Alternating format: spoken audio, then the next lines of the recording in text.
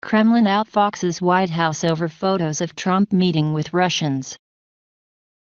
The Kremlin outmaneuvered the White House over the dissemination of photos of a rare Oval Office meeting between President Trump and top Russian diplomats that was closed to the U.S. press.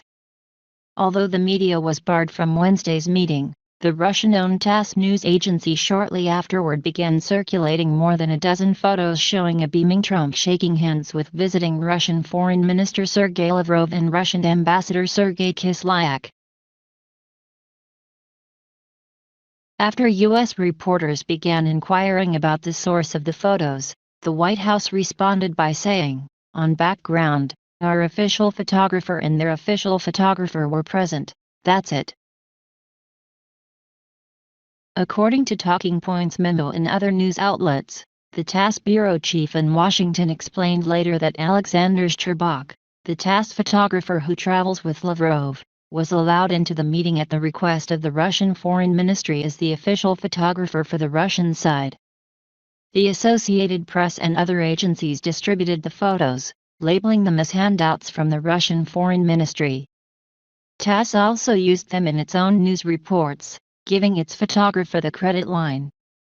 According to the Washington Post, Russian officials described Shcherbak as Lavrov's official photographer without disclosing that he also worked for TASS. "We were not informed by the Russians that their official photographer was dual-hatted and would be releasing the photographs on the state news agency," a Trump administration official said, according to the Post. The White House, which frequently distributes official photos of meetings and events, did not release its own images. The widespread distribution of the Russian photos was a public relations coup for the Russians, who have been trying for several years to secure an Oval Office meeting for its foreign minister as a counterpoint to the strained relations between the two countries. Normally, such White House meetings are reserved for heads of state. Because of strained relations, it was Lavrov's first visit to the White House since 2013, despite lobbying efforts by the Russians, according to Politico, which reported that Trump agreed to receive him in the Oval Office at the request of Russian President Vladimir Putin.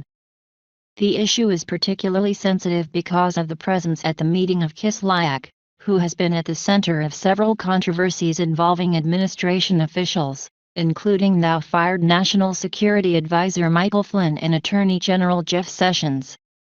The Russian embassy even tweeted a photograph of Trump smiling broadly as he put his arm around the diplomat while shaking his hand in the Oval Office. Flynn was fired in February for lying to Vice President Mike Pence by denying that he had discussed the issue of U.S. sanctions with Kislyak. Sessions recused himself from any investigations involving the Trump administration in Russia after acknowledging he failed to tell senators during his confirmation hearing that he previously met with the diplomat. In addition, Kislyak was brought into the Trump Tower in New York in December out of the sight of reporters for a meeting with Flynn and Jared Kushner, Trump's son-in-law and now senior advisor, according to the New York Times.